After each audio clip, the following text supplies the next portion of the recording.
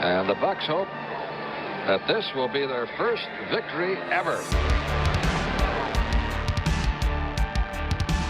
We have a great area, a growing area, in Tampa, St. Petersburg, Clearwater, Sarasota, Bradenton, Lakeland, and Winter Haven, and even Wauchula. Over 2 million fans, and it's the fastest growing area in the United States. Good afternoon, ladies and gentlemen, live from Tampa Stadium. For the first time ever in a regular season, the Tampa Bay Buccaneers enter the stadium with numbers in both the win and loss columns. The Buccaneers came onto the field to a wild standing ovation from the some 60,000-plus fans at Tampa Stadium. They did not introduce any players individually. The PA announcer said, "Ladies and gentlemen, your Tampa Bay Buccaneers." Welcome to San Diego, California. Super Bowl 37. It is Tampa Bay versus the Oakland Raiders. Third down, 18. Dropping Gannon, looking, throws up the middle. It's intercepted at the 40. Derek Brooks 30. Brooks to the 25, 20. Derek Brooks all the way. There it is. The dagger's in. We're going to win the Super Bowl. Tom Brady signing with the Tampa Bay Bucs tomorrow. Holy hell. Everyone always says, why the Bucs, man? Why did you choose the Bucs? And it was a no-brainer. Brady has all kinds of time. Throws toward the end zone. It is a caught ball. Touchdown, Tampa Bay, Mike Evans. 8 seconds, 7 seconds. Brady to throw. Throws a deep pass downfield. Got Scotty Miller in the open. Makes the catch. Touchdown, Tampa Bay. Super Bowl 55 will be underway at Raymond James Stadium. Here's the snap out of the gun. Play action fake pass to Gronkowski. He's going to score a touchdown. Touchdown Tampa Bay. Holy guacamole. Bucs are the Super Bowl champs. They can't stop the clock. And there the cannons go. Fire them. Keep on firing them. Keep on firing them.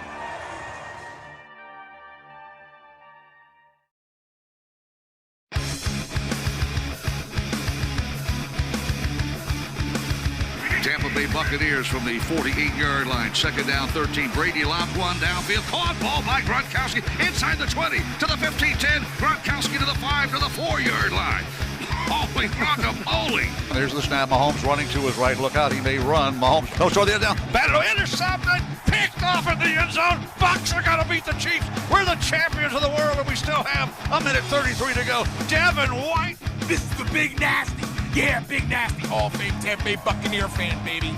This is Mike Allstott, Tampa Bay Buccaneers, and you're listening to the Cannon Fire Podcast. Cannon Fire Podcast, brother. You ain't listening, and you're missing out. Woo! And there the cannons go. Fire them. Keep on firing them. Keep on firing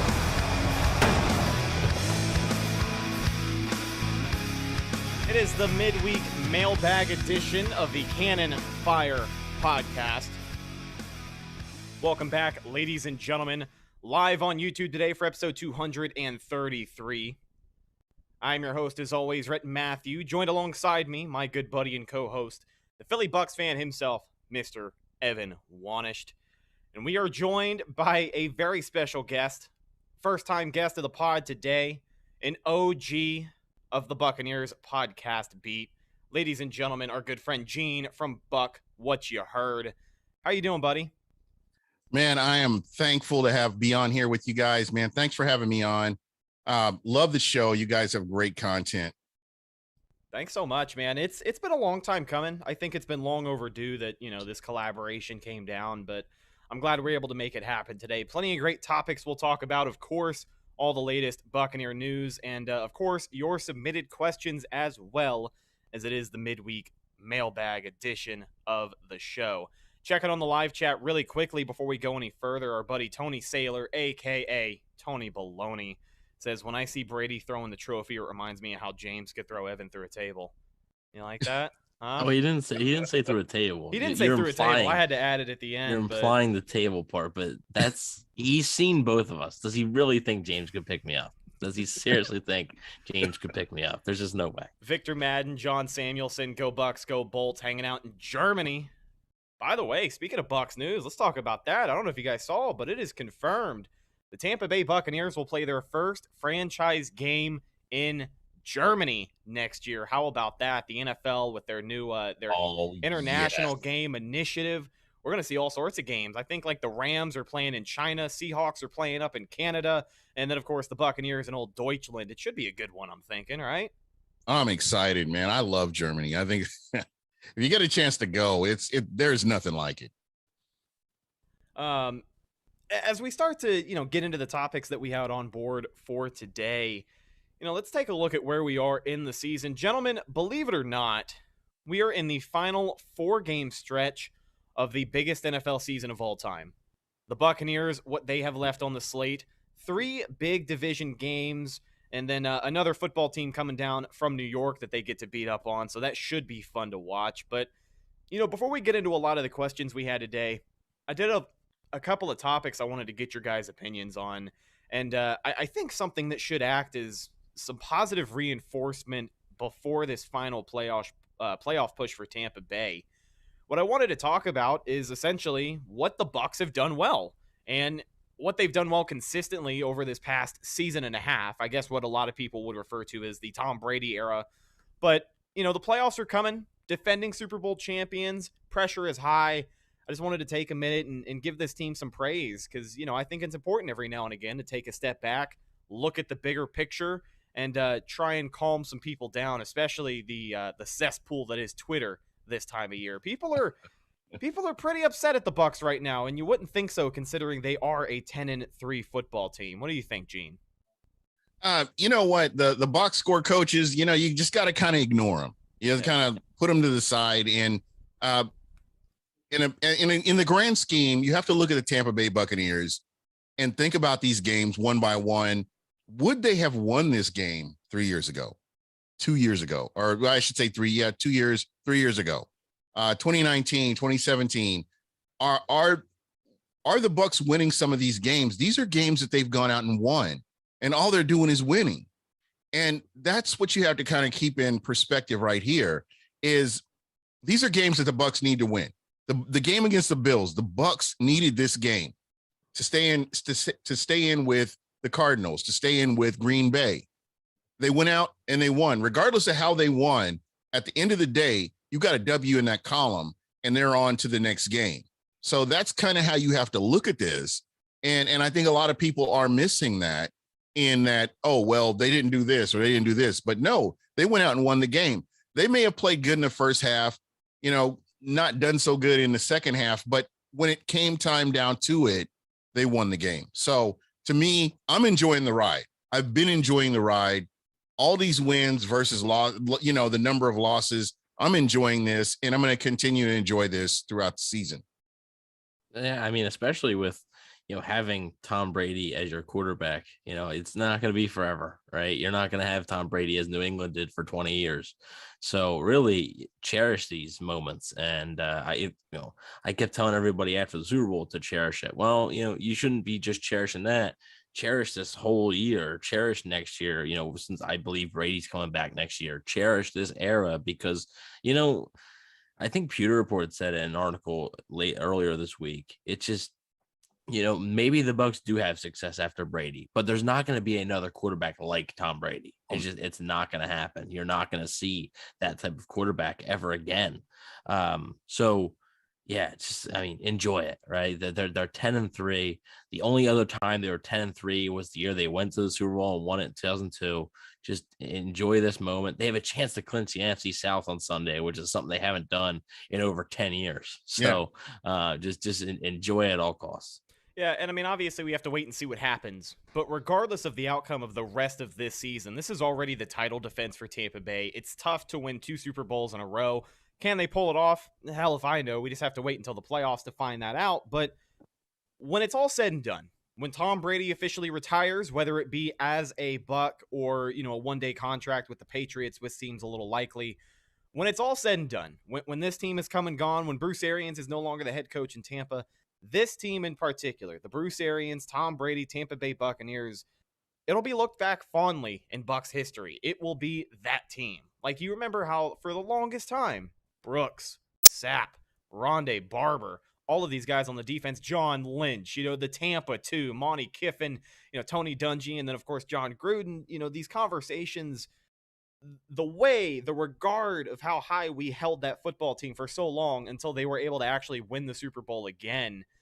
When it's all said and done, this is going to be looked at as one of the greatest, if not the greatest, Bucs teams of all time. So yeah, folks, as we get ready for the most hectic part of the year, it's the playoff push. You just got to win out to get the 1 seed. That's what you want to do. But let's look at how far we've come, right? Who would have thought 3 years ago we'd be talking about the Buccaneers tied for the first, tied in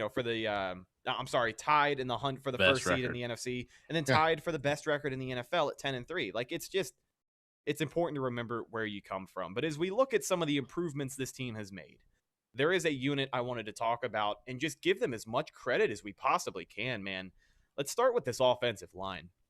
A couple of players we can talk about, some athletic guys who have stood out lately, but I think this offensive line as a whole has become the standard of what an NFL offensive line should be. Now, this is just my humble opinion. Everybody has their opinions, but I think the Tampa Bay Buccaneers offensive line has become almost the backbone of this team on the offensive side of the ball, because you have all the flashy things. You have Tom Brady, who's putting together an MVP campaign. You have the wide receivers who are freakishly athletic. Even without Antonio Brown, it is a luxury of playmakers out there on the offensive side of the ball. Hall of Fame caliber tight end in Rob Gronkowski. But this offensive line, man, their ability to protect Tom Brady over the last 2 seasons, I think, is what has made them so special. And, some next-gen stats for you here. I pulled this one out of my, my little journal here. But last week, heading into the game against Buffalo, Tom Brady came into that game averaging 2.5 seconds from the snap to the throw. 3rd fastest in the league, and the fastest for him in his career since they actually started tracking that stuff in 2016.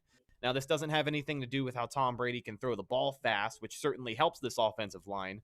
But aside from that, there have been several plays where he's got to hang on to the ball for 3 seconds, 4 seconds, which for a quarterback in the NFL is an eternity, right? I mean, if your average snap to throw is 3.5, 4 seconds, chances are your offensive line isn't that good and you're fighting for your life, or, you're just playing an awesome defense. But when Tom has to hold the ball for 3, 4, 5 seconds, this offensive line just continues to eat. I mean, right tackle Tristan Wirfs, 2nd year in the NFL. He's playing like an 8-year All-Pro. Donovan Smith is having the best season of his career. Ryan Jensen did have the hiccup first snap of the game. He was able to come over that. The interior offensive line, Ali Marpet still playing at a very high level. I'm excited about what Alex Kappa brings to the table, but I also feel just as good about Aaron Stinney because we know that contract with Kappa is coming up. But this offensive line as a whole, when you look at what they were in 2018, 2019, we used to have a quarterback who had to evade pressure because our offensive line was so bad. And now these guys are doing such a great job at making Tom's job easier for him. He has time to throw when he needs it. Certainly helps that he gets the ball out fast. But this O-line, I think, over the course of the last 3 or 4 seasons is one of the most improved aspects of this team. Yeah. I'm sorry. Go ahead. Yeah. You're all good. I just want to really quick say, the offensive line, really, it started with, I'm going to credit Jason Light to how he built it, because it's not like he went out and continually, just threw money at the biggest offensive lineman out there. Sure, there are the J.R. Sweezys, there are the Anthony Collins, but then, Ryan Jensen was a huge hit. That's the only free agent that's on that offensive line. The rest of those guys were drafted, homegrown talent, and that's how you build a proper football team, right? And we've all been saying it for years. The thing is, you don't win a championship through free agency. You can't do that. I get it.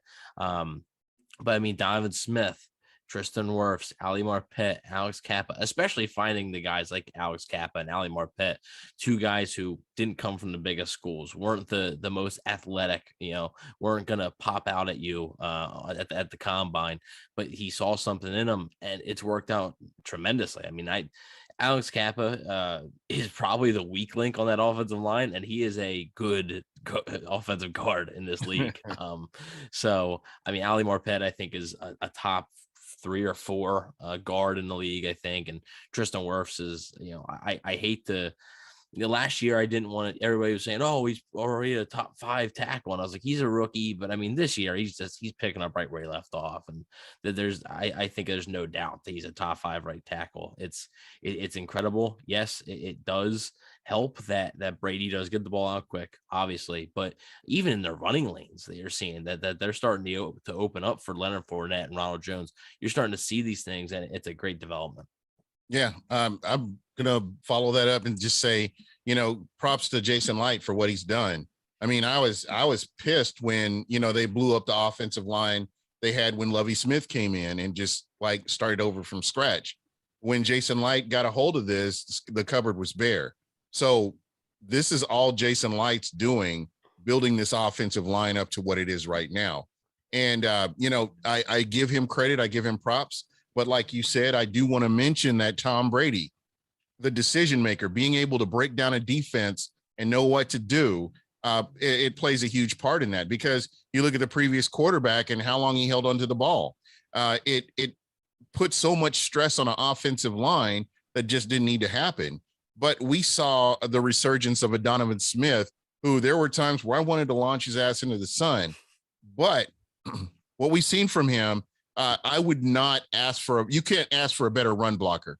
I don't know why they just don't run the ball behind him just all the time, but you have to kind of mix it up.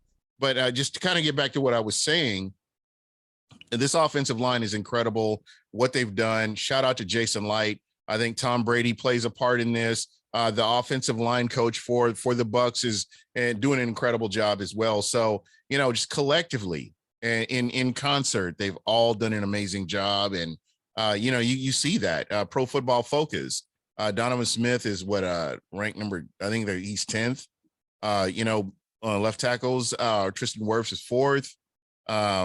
Alex Kappa, 19th, Ali Marpet is 5th. I mean, you've got a good lineup here. I mean, it's exciting to see this, because I've been complaining about the offensive line for years. So it's awesome to see this and see where they are, and everybody's working as a whole unit on that offensive side of the ball.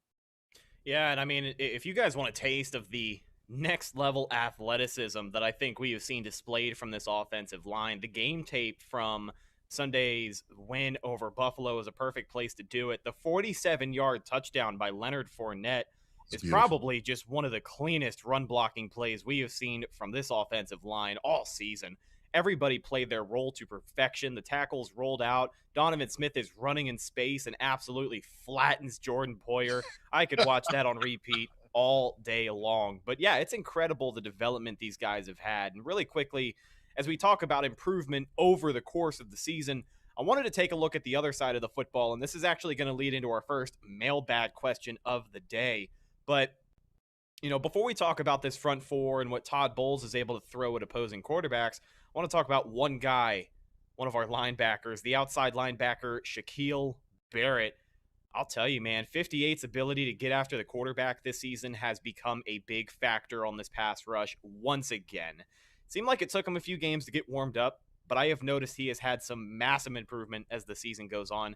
I forget the right tackle's name for Buffalo, but he was giving him hell all afternoon.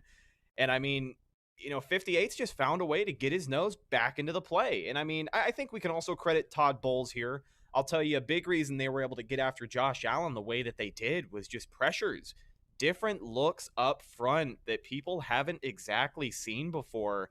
And it's crazy to think that we're 14 weeks in and the Bucs are still running new defensive fronts to, try and confuse all of these offensive lines and send different guys after the quarterback. The first sack of the game, who was the first person there? It wasn't any of the D linemen. It was Andrew Adams, who came untouched off of the edge because the offensive line got so confused at the front that was looking at him, because it was, the Bucs were pushing a 5-man front. It was like, I think it was one line. I'd have to watch the play again, but I think it was like a 5-man front, one linebacker. And basically you had Andrew Adams sitting on the edge. And if you're a right tackle or a tight end, you don't really know what that guy's going to do, right? Is he going to drop back into the coverage? Are they running zone? Is he going to man up on somebody? Nope. He's going to come screaming unblocked off of the edge and try and get after your quarterback. Now, would have helped if he got there, but it also helps when you have guys like Devin White and Shaq Barrett able to run him down from behind and clean that play up. But I'd say just the ability that this pass rush has shown me these past couple of weeks, generating consistent pressure on these quarterbacks has definitely been an improvement, because the first 3 or 4 games, I think we were asking ourselves on this show every single week, once a week, we're like, where is the pass rush? It really seems like a lot of these quarterbacks just have way too much time. And, that's something I think they've done a really good job of fixing these past few weeks. And with Todd Bowles pulling new things out of his hat all the time, it makes me believe that he's got some stuff we haven't seen before ready to go for the playoffs. And that's a pretty good feeling. I think it really started with the Colts game, especially as far as Shaq Barrett's play is concerned. It felt like, Shaq Barrett was very quiet. The loss versus Washington, he didn't, like some people didn't even know if he played. I mean, he was just completely invisible. And then he goes out and has a decent game against the Giants, but then he really comes alive against the Colts and possibly saves that game for them, because the Colts were driving down to start the second half when Shaq Barrett had the strip sack. So really, the start of his hot streak here came against Indy, and then it continued against Atlanta. I thought they played well. Obviously 5 sacks against the Falcons, who's a bad offensive line. But then you're facing the Bills, who their offensive line isn't great. It's definitely a weakness of theirs, but it's also not like a bottom 5 unit, I don't believe. And especially a guy like Josh Allen, who's able to break out of sacks and stuff and avoid some pressures.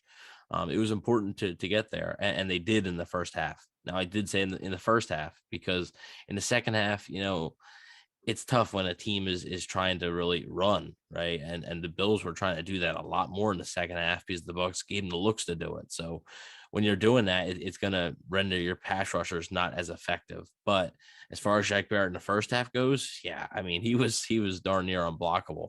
And he's been really good, and they're going to need him to be good the rest of the season in the playoffs. This is what they paid him for, right? This is exactly the type of player that you paid him to be. And you're going to need him to step up. To me, I'm a huge Shaq Barrett fan. Just watching him play away from the ball, away from where the play is, just his play has been instrumental in the Bucs getting defensive stops, getting turnovers. You may not always see him on camera, but Shaq Barrett is working. And the one thing that I will say, if you go back and look at all 22 and you look away from where the ball is and where, what he's doing, defensive coordinators have to game plan for him. And I don't think he gets enough credit, that he should, because you're not seeing it in a stat box, or it's not something tangible you can look at. But when you're, sacks are sexy. And we can all admit to that. But when you're looking at pressures, when you're looking at forcing somebody to double team you, and you're taking resources away from another position on the line to take care of Shaq Barrett, I think he's more than, done what he's needing to do throughout the season. It may not show up on the stat box, but he's continuously working.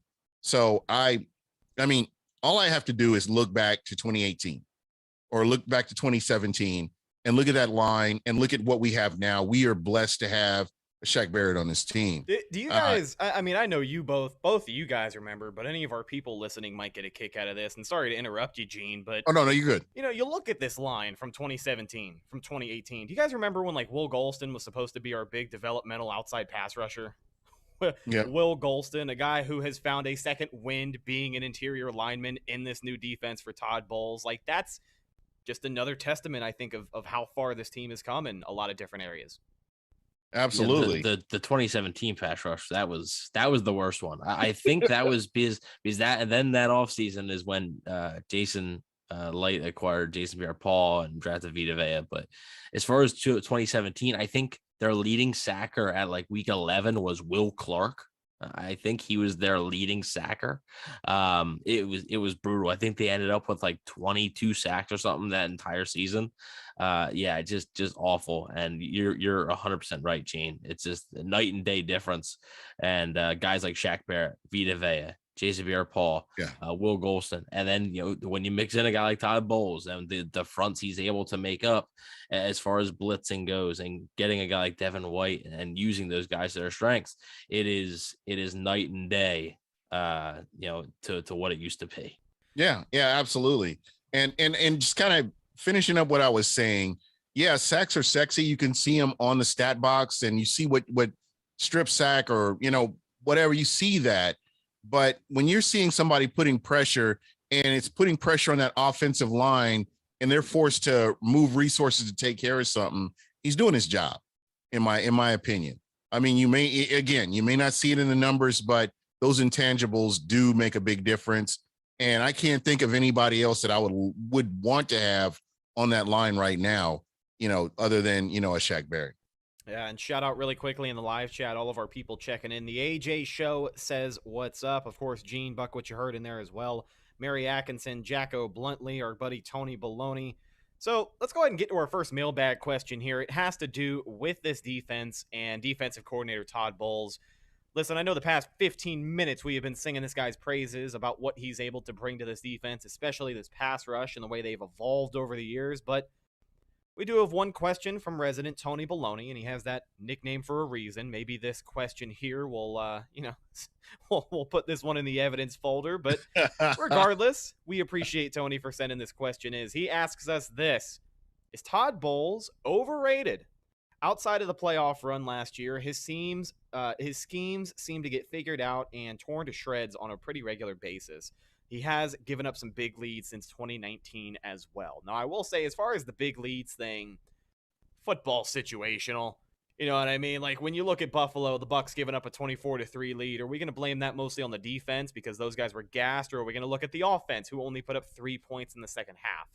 I think a big lead given up is going to factor into a lot of different things outside of your defensive coordinator. But, Evan, I'll toss this one over to you first, my friend, as we get ready for the playoffs.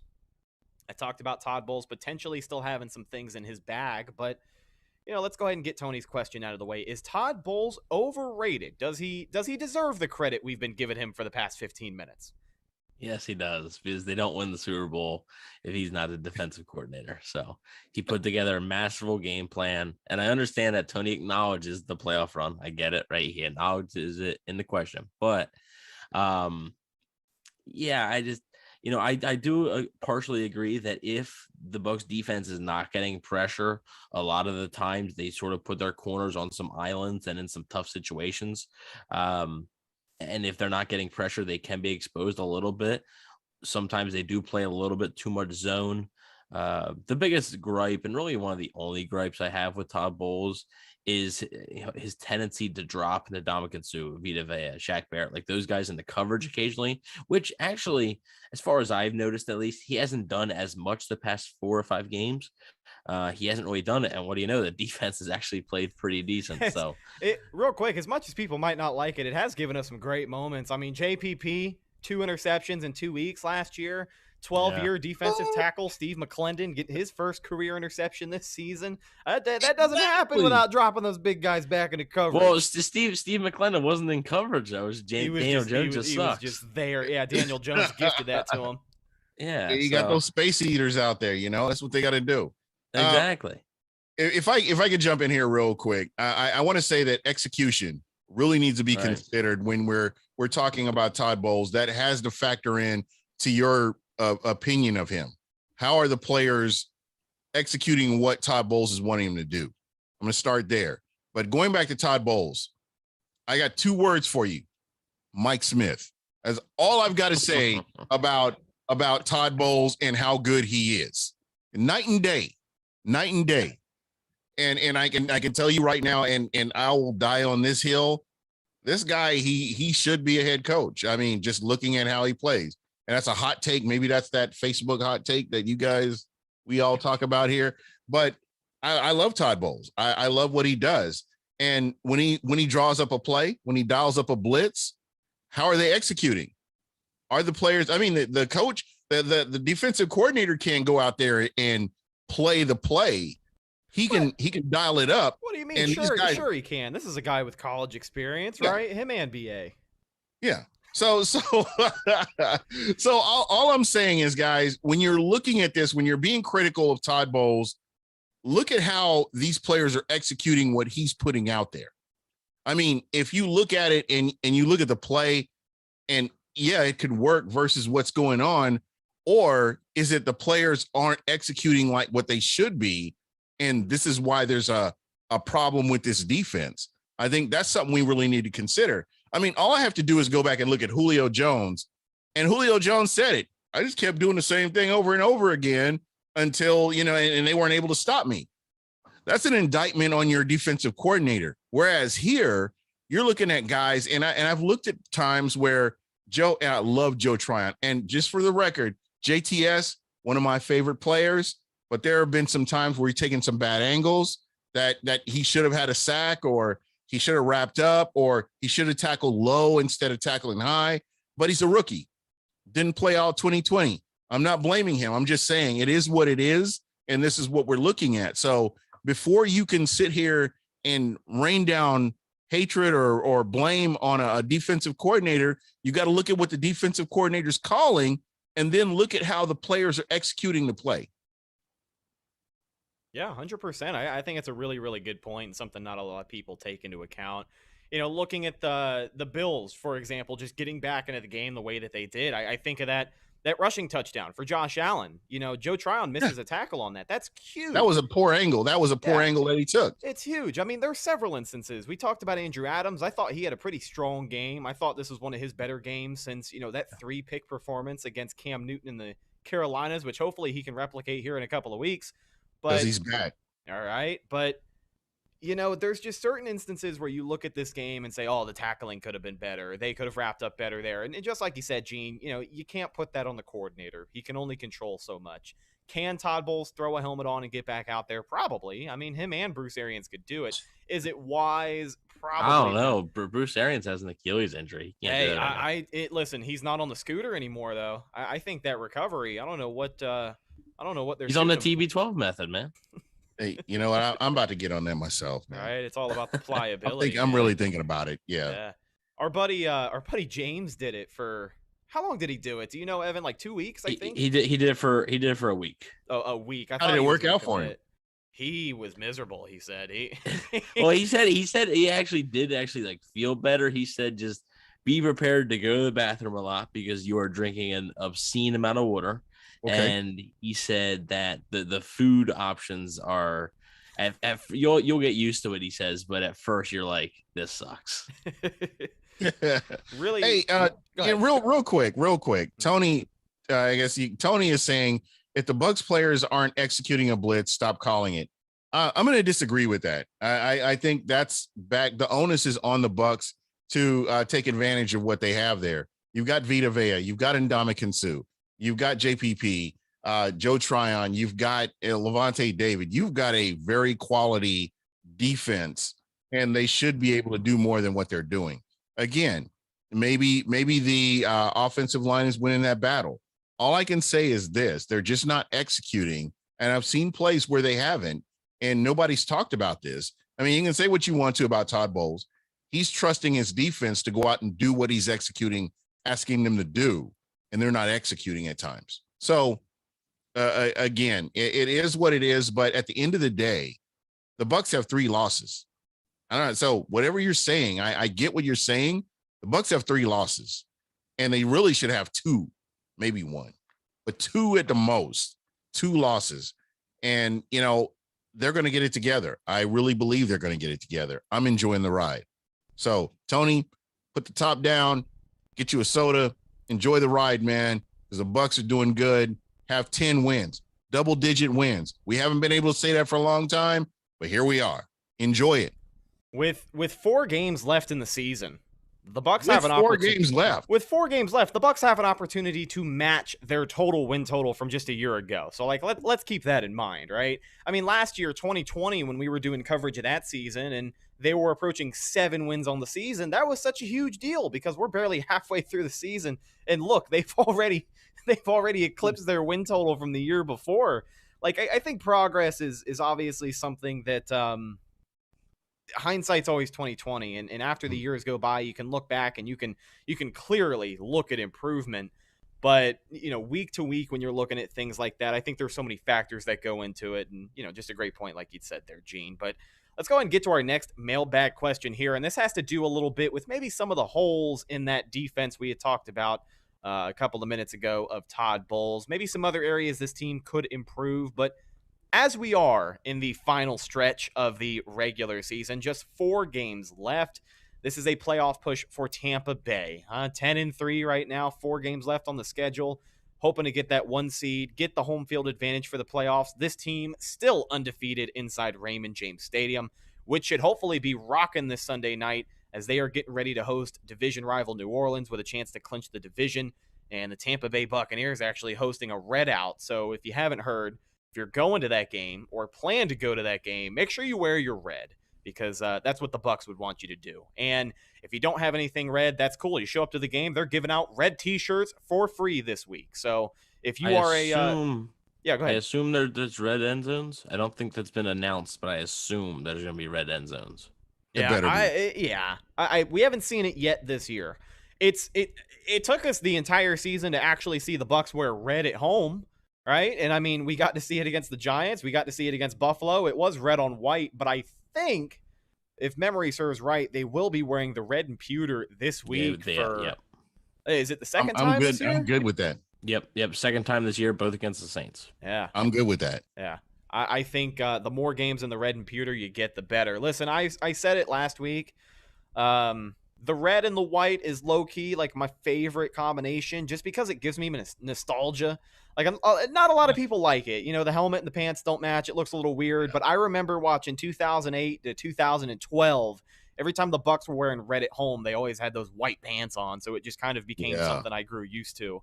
But let's go ahead and get to our next question here. This comes from our buddy Real Talk Sports Pod on Instagram.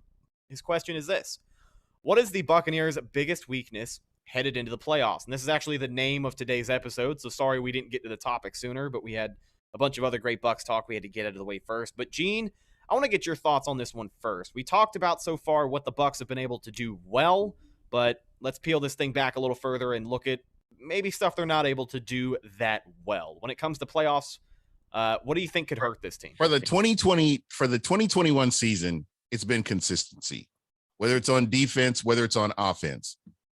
I don't know what it is.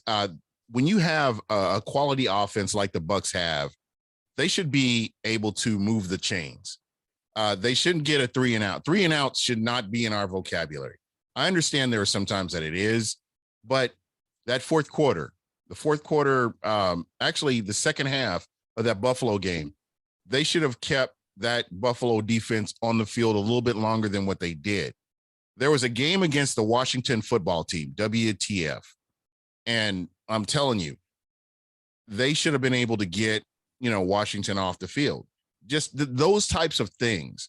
They have this talent, but they haven't been able to consistently do what they need to do. So it's just what it is. And I hope that at some point everything comes together. We haven't had that game like the LA Rams game or that game like the Atlanta Falcons game last year where everything came together and they just started steamrolling everybody else. But that's what you want. You want this team to get it, and I wouldn't have a problem if they lost a game where if it woke them up to where they know that they have to win these games. They have to play more consistent. They have to do what they need to do. And I'm hoping that at some point that's what happens. I think if we're looking at games this season, and I'll toss it to you here, Evan, in a second, but looking at games that serve as a wake-up call for this team, hopefully it was the Washington game, because I don't have the schedule in front of me. Correct me if I'm wrong here, but they haven't lost a game since then, right? Correct.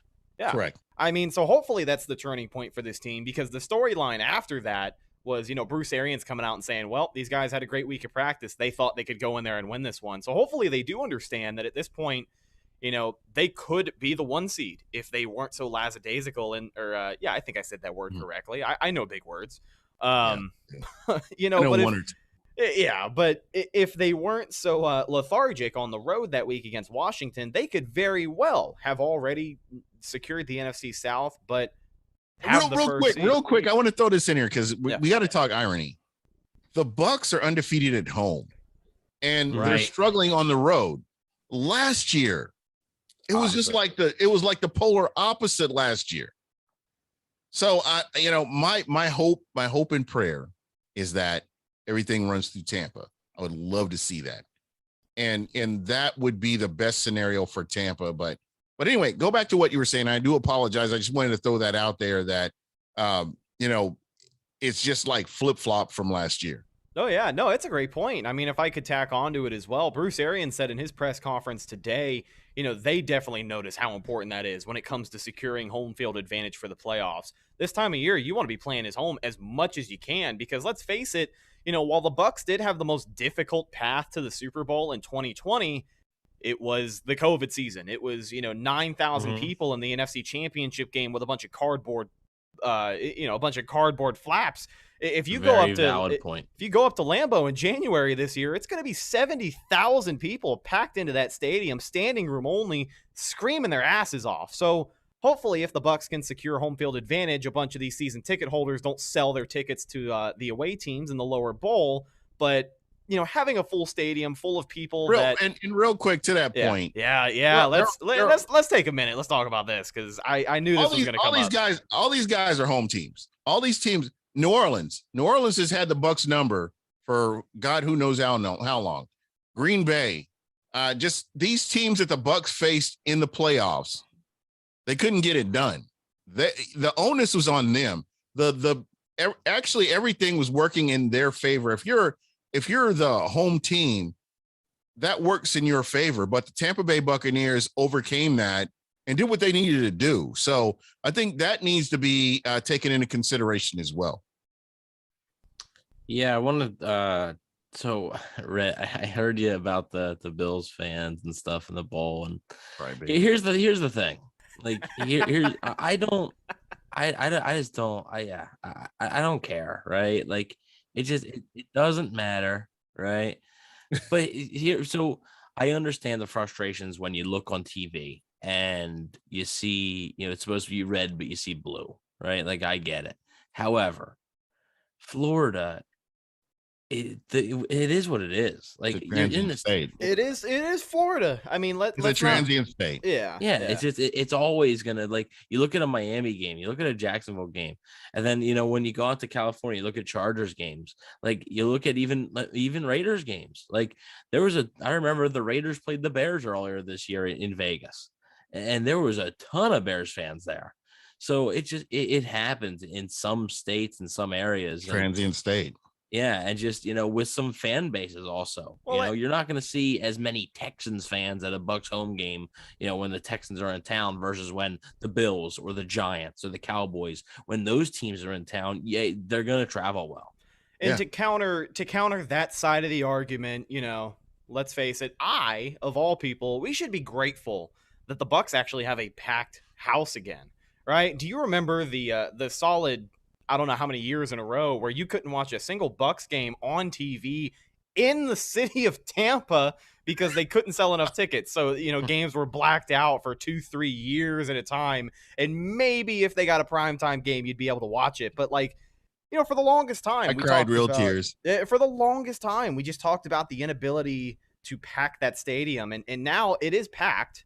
A Super Bowl will do that. Yeah, a Super Bowl will definitely do that. But I mean, even before then, signing Tom Brady will do that. Yeah, and if there's one thing that move did for the Glazers was put butts in seats, and we've seen that in full effect. Even if they are getting sold to other fans, it still is a full stadium, which is very good to have. I just want to throw this out here because I remember, in the 90s and early 2000s when the Bucs were rolling, and you could not get a ticket to Ray J. There was no way you're getting in there. But it shocked me because third quarter, the Bucs are winning. We're going to go home. We know they're going to win, that kind of thing. And, again, it goes back to what you were saying about the Bucs being or Tampa being a transient city, Florida being a transient state. That's kind of what you run into. And, back to your point, I mean, the Bucs are winning. You've got a full stadium. People want to see the defending Super Bowl champions, whether it's them winning or whether it's you're going out hoping to see Tom Brady lose. So, it's great. Either way, it's just good to see that. And I'm not of the class to disrespect people that are selling their tickets. If you sell your tickets, you do. I'm not going to count anybody's money. We're living in a crazy society right now where people are struggling. Some people, may have bills to pay. It's Christmas. hey, if I can hit a lick on a Bills fan and have them pay $1,400 for 2 tickets, hey, I'm what can I do? You know, what can you not do? No, I mean, it's very fair. You know, not only is it really not my place or anybody's place to judge the situation that somebody else is in, but you know, the fact of the matter is the market price for Bucks tickets is what it is. I might need to get a sugar mama or two the next time I plan to see the Bucks in Raymond James Stadium. But, you know, people got to do what they got to do. And listen, like you said, head over to New Tampa, my friend. Yeah. If you, well, I've heard, I saw it on the internet. I can't tell you from personal experience. I've just heard that. Yeah. But listen, if you can make back your initial investment and then some, like, and you could even pay for your season tickets for next year just off of one game. Yep. I mean, so, you know, as much as we can sit here and be grumps about it, the fact of the matter is people are doing what they need to do, and it's really not my place to judge it. I'm just a home team guy. I'm that guy. I'm right there with you, man. I'm an ex-season ticket holder. I totally get it. Yeah. Well, and look, like, I still believe that stadium was probably 70-30 in favor of Bucks fans still. Like, just because you saw, it wasn't like in the past, it used to be 50-50. Like, it used to be ridiculous when the Giants or the Eagles or the Cowboys or even the Dolphins would come to town. I went to that Monday Night Football game against Pittsburgh in 2018. And to this day, that's the worst ratio of terrible towels to red and pewter I've ever seen. I had to take a shower after that game. Oh man, we had the best seats in the house. I'll never forget it. Deshaun Jackson. It seems like one of the only useful things he did in Tampa was that punt return touchdown, something that so many people had waited for. We finally saw him line up as a returner, takes it to the crib. I don't even remember the penalty, who it was on, but it came back, did not count, and they could not replicate it. I cried real tears. Yeah, man, that would have kept them in the game. That was a fun one, but. Again, you know, the Steelers are just like a team that you mentioned, just like the Bills, just like maybe the Eagles, right? Like when not maybe the Eagles. No, when they travel well. When they come to your town, they're gonna represent. You're gonna know they're there, and in this case, with it being Buffalo, there's gonna be some broken tables left behind afterwards. Yeah. So. Yeah, you know, the mafia is going to show up in full force. Yeah, and the mafia has been in witness protection this week. Just FYI, I'm just out there. Hey, the RICO Act or whatever. The mafia has been they've been quiet this week. Witness protection. Well, the way some of them have been acting, they should go back to daycare. So yeah, basically. Hey, well, let's go ahead and start to wrap this thing up. Evan, I wanted to get your 2 cents on the question that we had earlier. You know, what do you think is the Bucks' biggest weakness heading into the playoffs? And as we look at this final quarter of the season, what's most imperative that they improve? Yeah, you know, I don't really have. When you look at the roster, there isn't a key. Oh, they need this, right? Oh, they need an offensive lineman. They need this. I think the biggest weakness is going to be the consistency, just like Gene said, and the being able to execute. Like, these are fantastic football players that are having trouble executing at big moments.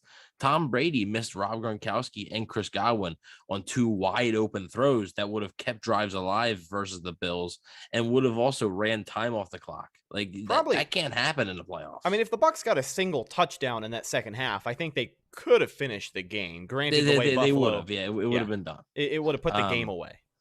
You know, and like, you know, the fourth down after the Bills faked the punt, didn't get it, and the Bucks go for it on fourth down, which I agree with the decision to go for on fourth down. I like the aggressiveness, but they got to execute better. It's all about execution. Those types of mistakes cannot happen in the playoffs, or else you're going home. It's not a 7-game series. It's one and done. You get one shot at this. And, you know, Tom Brady has really spoken about that a lot, like, especially this year. Like, there is no do-overs. Like, it's one. It is one and done. You get one shot to make a play, and if you don't do it, oh well. Like, nobody's gonna feel sorry for you. So they need to start executing a little bit better. They've been doing a great job of it recently. They just need to do it on a more consistent basis, I think. Yeah, I got one more topic I wanted to touch on, and this one's near and dear to my heart because it involves a personal friend of the podcast, but people have been talking about it. It has become a narrative. We're not doing this. We're not doing this. Yeah, we are. We are doing this. So, what are we doing? So Bradley Pinion, the People's Champion, good friend of the Cannon Fire podcast. We've had him on a few times, got to talk to him, get his take on the 2020 season and everything in between. So the Bucs brought in an extra punter yesterday, and when asked about it today, BA kind of dismissed it. He said, listen, you look at the rest of the league right now with COVID just taking out teams. I mean, the Packers and the Rams just got done playing in the COVID Bowl on Monday Night Football. He said it's a contingency thing. It's, God forbid we lose anybody on our special teams, we have another guy who's good to go. Do you buy that? No. Yes, because Bradley Pinion showed up on the injury report today. He did. So. I actually did not know that, but I guess the storyline that I was going to take from that is a lot of people have talked about the People's Champ particularly underperforming these past couple of weeks. His average punt distance, I think, is like not that good, but I think context also matters there. Your punt distance doesn't have to be great if you're getting touchbacks every single time or if you're pinning these guys inside the 20. But it was a really strong start for Bradley Pinion this season, and it seems like he kind of fell off. And this is, I don't know about a throwaway question, but come on, we're closing the show with punter talk. So you know how I cannot believe, I can't wait until we have Bradley Pinion on the show for the third consecutive year to review this season. I'm going to bring this up. We're going to talk about his so-called struggles here. No, but I mean, yeah, he does need to be a little bit better. I mean, you saw the Bills punter. The Bills punter made some plays. He was putting on a clinic. He was putting in work. Like some actual plays, and Bradley Pinion does need to step up a little bit there. Yeah, sure. Yeah. Well, I don't know. I think he was playing this. This was his Super Bowl, as far as the Bills punter. Yeah. I don't think there's any more than that. He was hyped up for this game. It's just what it is. I don't know. Bradley Pinion has not put Tampa in a bad situation a lot consistently. I don't know. I just think he needs. It also hurts that their kickoff coverage is just awful. So yeah. I mean, we can talk about the punting categories all we want. Exactly, because you kind of have to factor in the whole special team. Mm-hmm. Yeah, it has to be collective. Kind of like you can't smash a quarterback for what he's doing. You have to kind of look at the whole offense. So right when you're like looking at that, but yeah, that's I'm right there with you. I think Bradley Pinion will be fine. Maybe I'm wrong, but I think he'll be fine. I think that you have to wrap up and tackle. If you can touch them right where they are, you can change a play from the 15-yard line to the 30-yard line. I mean, the big difference. It's a huge difference. So being able to execution has been the theme throughout this wonderful show today. And I think the Bucs just really, it needs to be a factor. I mean, you can't look at just the offensive coordinator. You can't look at just the defensive coordinator. You look at how this play was called. Was it executed to where it would work? And you have to factor in so much more than it's more than just basic, the offensive coordinator sucks or the defensive coordinator sucks and they should have called this play or whatever. And it needs to be execution. And like you said, execution is key. And I would love to see more of that. I think we need to see more consistency, as the season progresses. We need to see market improvement on all these games moving forward. There just has to be more improvement every time the Bucs hit the field. Yeah, and we've, to kind of close things out, we have talked about over the course of the season, when you look at this Bucs roster on paper, it is safe to say that this is a team in the NFL who has the ability to just out-talent certain teams. Like, any given Sunday in the NFL is a big deal. If you show up to your game and you don't give a damn, you're going to lose. But, the Bucs are still in a position where they don't have to be perfect because they have so many playmakers on both sides of the ball. But don't have to be perfect right now. Right. But when you start playing these better teams, and we said this all year, we were counting down the days to the Bills game, looking at, when they beat the Falcons the first time and they left points on the field, but they also just put up 48 points.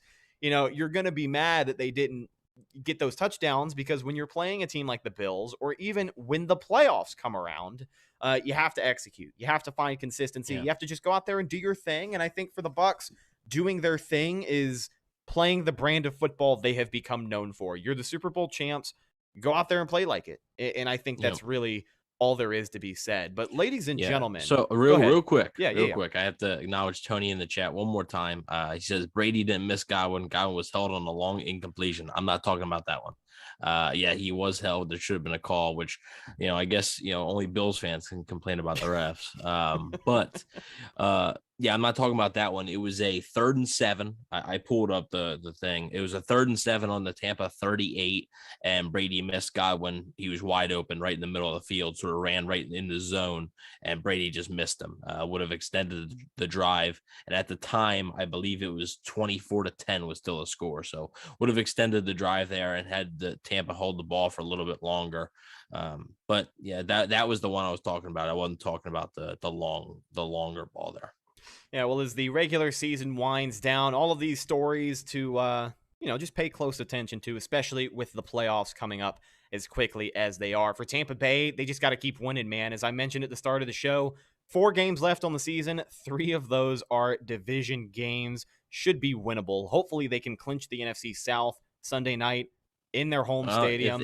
If Green Bay loses one game with Eric, we haven't talked to you guys since Arizona lost. So here's the situation: if Green Bay loses one game and the Bucs win all 4, the Bucs are the 1 seed. So that's ultimately the goal there. Yeah, 100%. So just a lot of things to monitor as we get to the most exciting time of the year, December football. And what a breath of fresh air as the Buccaneers continue to play meaningful December football for the 2nd year in a row as they look to defend their Super Bowl title. But, of course, just plenty of good stuff as we wrap up the regular season. But with all of that being said, ladies and gentlemen, that's just about going to do it for this week's midweek mailbag edition of the Cannon Fire podcast. I want to give a huge thanks to our guy, Gene from Buck What You Heard, for hanging out with us. It has been very long overdue. But, Gene, where can the people find you and your content? Yeah, you can reach me at Buck What You Heard on YouTube, especially. Hit me up, give me a like, subscribe. I'm really trying to do a whole lot more with YouTube. Hit me up on Twitter. You follow me, I'll follow you back at Buck What You Heard.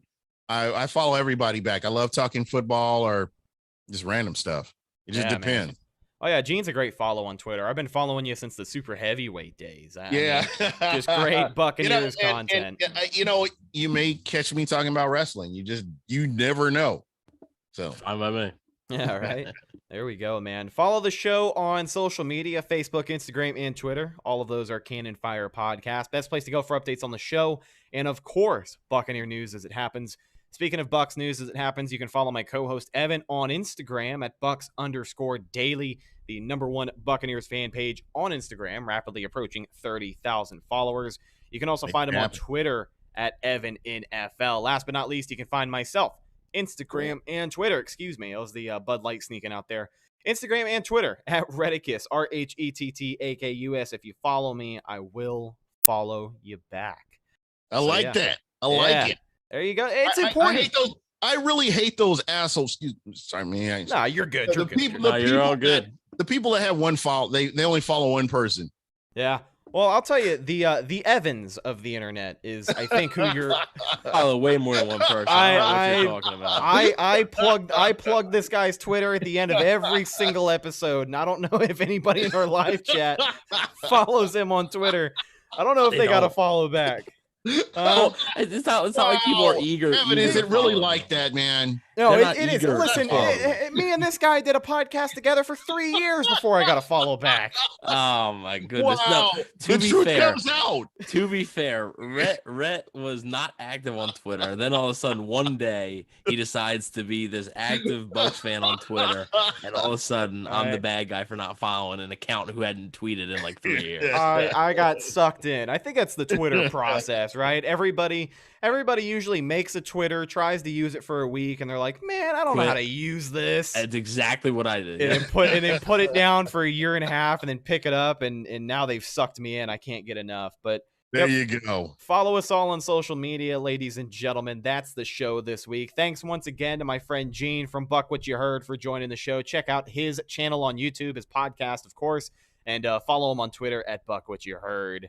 We will talk to you guys later this week with our game preview show, the biggest division game of the season for Tampa Bay, a chance to clinch the NFC South title in front of their home fans, and they get to do it against that smelly-ass team from New Orleans. It should be a good one. We'll talk to you. Cam Jordan. Yeah. There you go, man. We'll talk to you guys later this week with more great Bucks content. Thanks for checking out this episode of the Cannon Fire Podcast, brought to you by our guys over at BetOnline.AG. I am your host, as always, Rhett Matthew, signing off from my co-host, Evan Wanish, and our very special guest, Gene. We'll talk to you guys later on this week. Until then, and as always, go Bucks.